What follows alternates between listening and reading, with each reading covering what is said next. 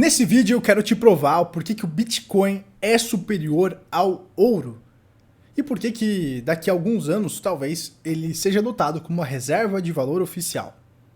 Bom, bora cair pra dentro, vamos compartilhando a tela aqui, vai ser um vídeo bem completo, com algumas reflexões, mas a base para eu fazer esse vídeo foi essa matéria que saiu essa semana falando sobre a produção de ouro da China, que subiu 13,09% em 2022. A China, só a China, produziu aí 372 mil toneladas de ouro em 2022, que foi um aumento de 43 mil toneladas, né? E a grande jogada, seus capitalistas, é que o ouro talvez não seja tão finito quanto as pessoas imaginam. E eu não estou falando só do ouro da Terra, não. Eu estou falando do ouro que está também nos asteroides, no espaço. E é isso que os defensores do ouro talvez ignoram. Eu vejo muitas pessoas criticando as criptomoedas, criticando, descendo pau no Bitcoin, falando que o Bitcoin pode ser copiado e bababá. Isso a gente vai falar mais pra frente nesse vídeo, eu vou quebrar essas falácias. Mas a grande jogada é que poucas críticas são feitas em relação ao ouro. E uma das principais críticas que devem ser feitas é: até que ponto a escassez do ouro ela pode ser mantida? Bom, olha essa matéria aqui, por exemplo. Asteroide feito de ouro na mira da NASA e da SpaceX, que é a empresa lá do Elon Musk, que também é dono da Tesla, por exemplo. Olha só, a bolha de metal sólido 16 Psyche, que orbita o Sol entre Marte e Júpiter, tem 120 km de largura e núcleo feito de níquel e ferro. Além desses, o astro ainda contém grandes quantidades de platina, ouro e outros metais. O valor total em metais é estimado de 10 quatrilhões de dólares. Mesmo que apenas um pedaço do asteroide pudesse ser trazido para a Terra, ele faria com que o preço das commodities despencasse e levaria a economia mundial ao colapso, pessoal. E aí, porra, a gente tá falando aqui de SpaceX. Os caras conseguiram fazer um foguete dar ré. A NASA, que é uma agência pública, estatal, ineficiente, ela não conseguiu por décadas fazer isso. Chegou o Elon Musk e conseguiu.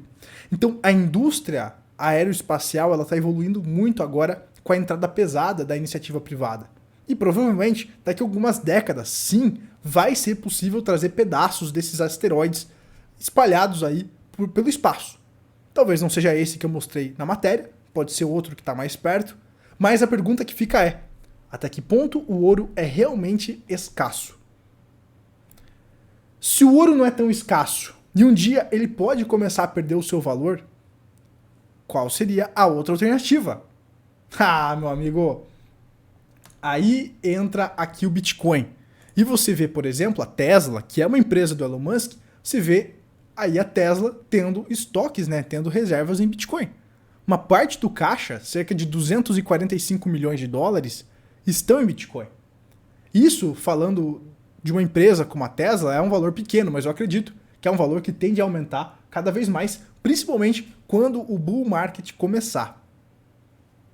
Elon Musk não é besta, né? Com certeza o Elon Musk entende de ciclos, e agora provavelmente vai ser uma fase que esses caras vão começar a acumular cada vez mais. Países também estão fazendo isso. Pega El Salvador, por exemplo. El Salvador começa cada vez mais a acumular bitcoins, e provavelmente no próximo ciclo de bull do Bitcoin, a gente vai ver esses países aí mudando de patamar. Às vezes aqui no canal parece que eu sou muito pessimista e a gente fala de crise e tal, mas na verdade é porque eu apenas estou vendo o contexto macroeconômico atual. Eu sou muito otimista com as criptomoedas, eu acredito que elas vão entregar um bom lucro. Só que por eu dominar, por exemplo, aí os ciclos, foi por isso que eu vendi lá os meus bitcoins lá na casa dos 50 mil dólares. Então, por eu ter dominado os ciclos e vendido o Bitcoin nos 50 mil dólares, hoje eu posso comprar mais do que o dobro de Bitcoins. Eu acho interessante essa ideia do buy and hold, pensando para longo prazo. Mas aqui no canal eu gosto de falar de ciclos porque é dessa maneira que a gente pode acelerar aí o nosso processo de enriquecimento e aumentar a quantidade de criptomoedas que a gente tem justamente fazendo essas movimentações, né? Mas o foco desse vídeo não vai ser falar de ciclos, porque senão eu vou ficar pessimista novamente. O meu objetivo aqui é falar para o longo prazo, porque aí eu fico bem otimista. E eu tenho tudo para acreditar que o Bitcoin tem muito a se valorizar, principalmente por conta da escassez real que ele entrega. Eu vou te provar nesse vídeo que o Bitcoin ele é único e nenhuma altcoin pode ser comparada. Por isso que quando a gente fala de criptomoedas, tem o Bitcoin e tem as outras, tem as altcoins.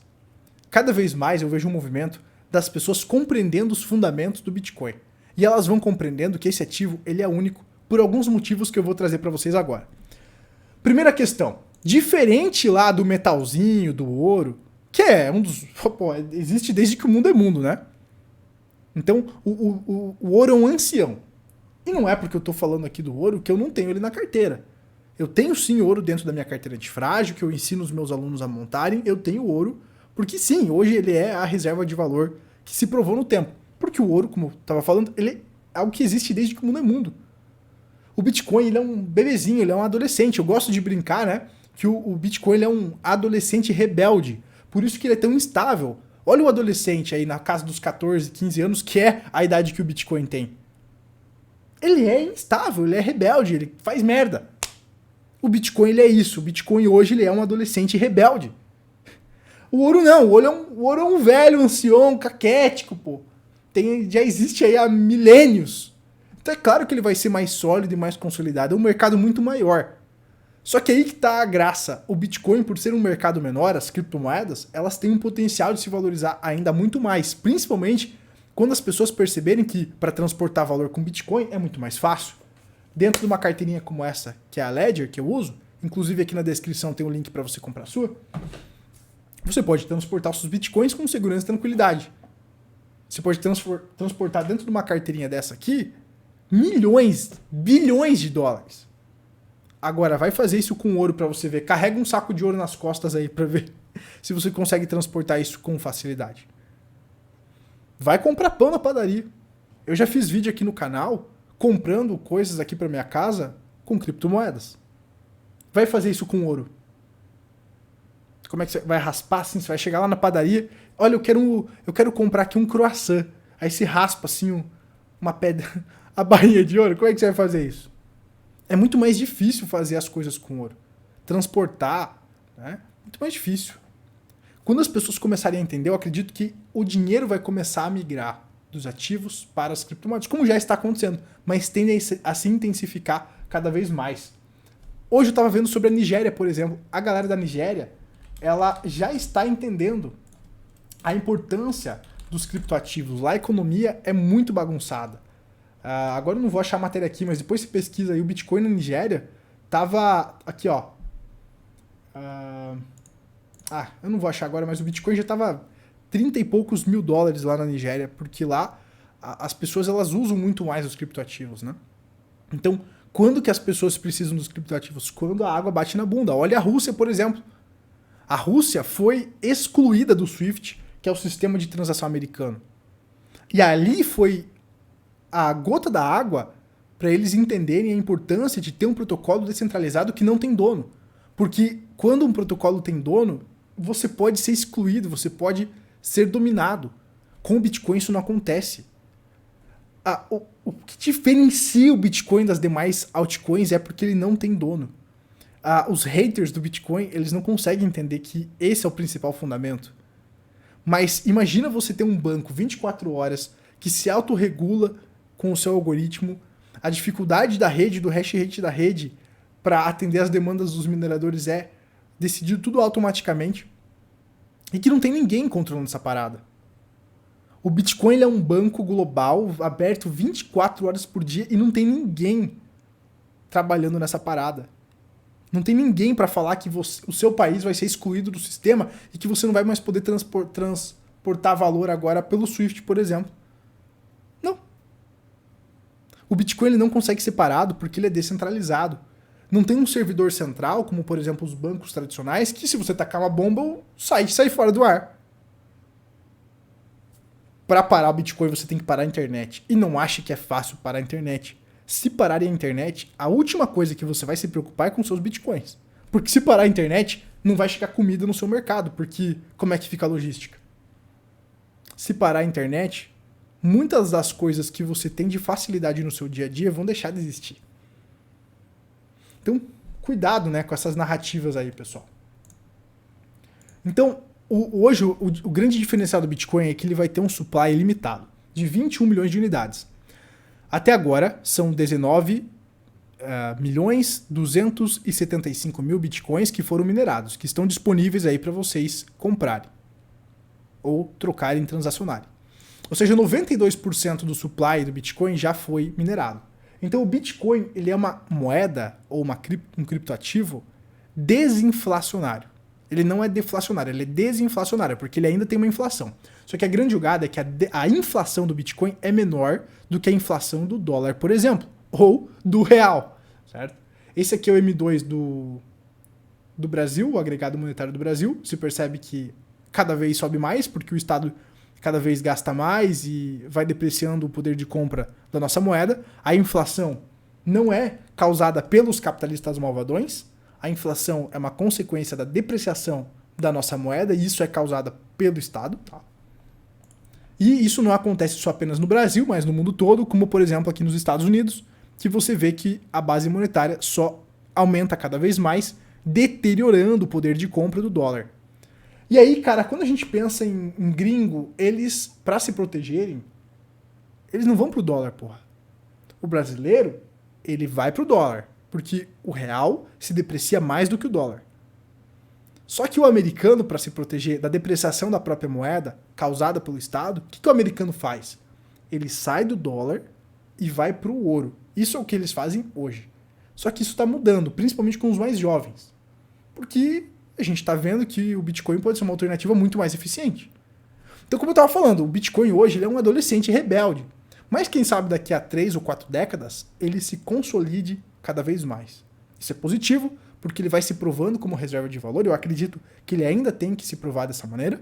Hoje ele é apenas um ativo especulativo, e por isso que eu trato ele dessa maneira.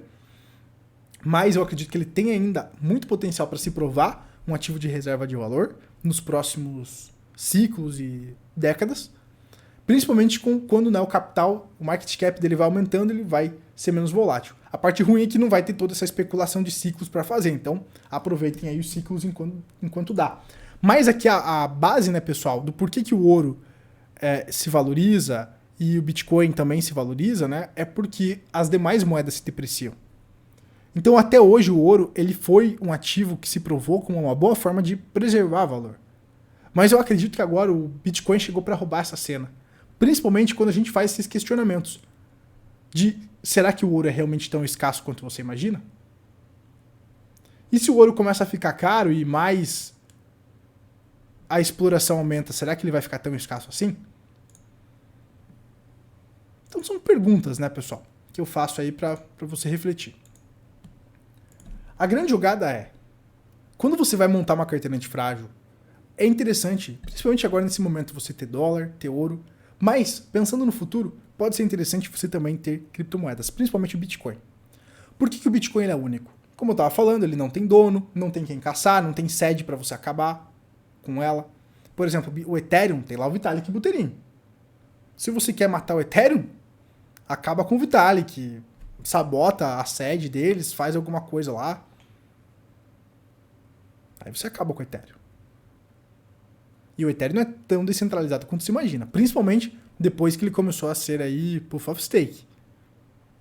A descentralização do Ethereum deu uma decaída.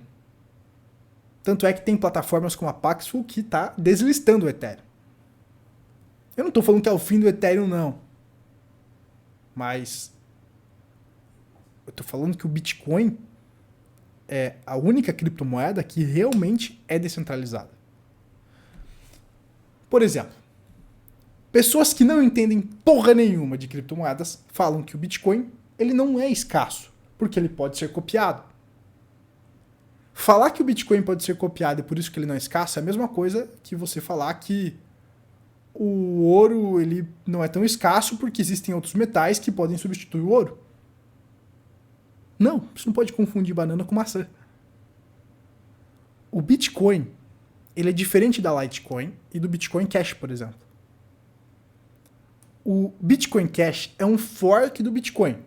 Ou seja, usou o mesmo código. A Litecoin também. A Litecoin é muito mais antiga. Tanto é que tem até polêmicas com relação à Litecoin e o seu dono.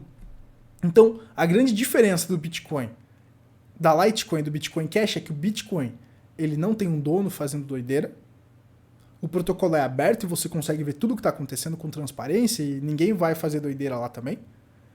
Agora, o Bitcoin Cash e a Litecoin não é bem assim. Tem um CEO que pode falar groselha e derreter o mercado. Não é descentralizado.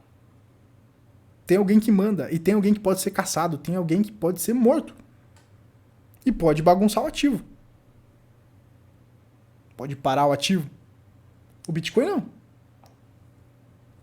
Então, é isso, cara, que quem não entende o mercado acaba esquecendo de observar. É esse o real valor do Bitcoin. Ele não ter dono.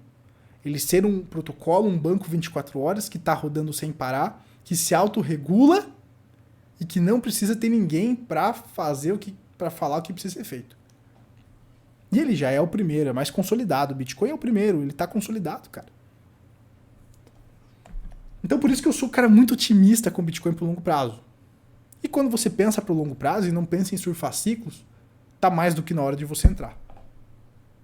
Eu acredito no Bitcoin sim, muito acima de 100 mil dólares nos próximos anos. Por quê, Gabriel? Por isso aqui, ó. Agora falando um pouco de curto prazo, de macroeconomia, que eu não aguento, né? Hoje, a base monetária cada vez aumenta. Hoje a base monetária aqui, como você está vendo, está reduzindo. Porque, como eu falo aqui nos vídeos do canal, a gente está numa fase de controle de inflação e redução de liquidez. Então, a redução de liquidez é justamente a redução do dinheiro disponível no mercado. Isso pode gerar uma recessão, uma crise, que é o que eu falo. Nesse vídeo eu não quero ser o profeta do apocalipse. Nesse vídeo eu quero ser um cara otimista e normal. Isso aqui, então, pode, né, desacelerar a economia e tal. Mas a tendência é que essa base monetária não continue caindo. A tendência é que essa base monetária continue subindo, como está acontecendo desde 1960 para trás até. Então, enquanto essa base monetária do dólar continuar subindo, o dólar vai perder valor, e o ouro e o Bitcoin tendem a ganhar valor. Eu acredito que o Bitcoin vai ganhar muito mais valor frente ao ouro, porque ele é muito mais escasso. E não vai ter um asteroide aí para derrubar o valor do ouro. O Bitcoin também é muito mais fácil de transportar. As pessoas entendem muito mais como funciona o Bitcoin do que o ouro. Porque tem muitas pessoas que não sabem como comprar o ouro, como armazenar corretamente o ouro. Questão de segurança e tal. O Bitcoin é muito mais fácil, né? Tá muito mais popularizado isso aí.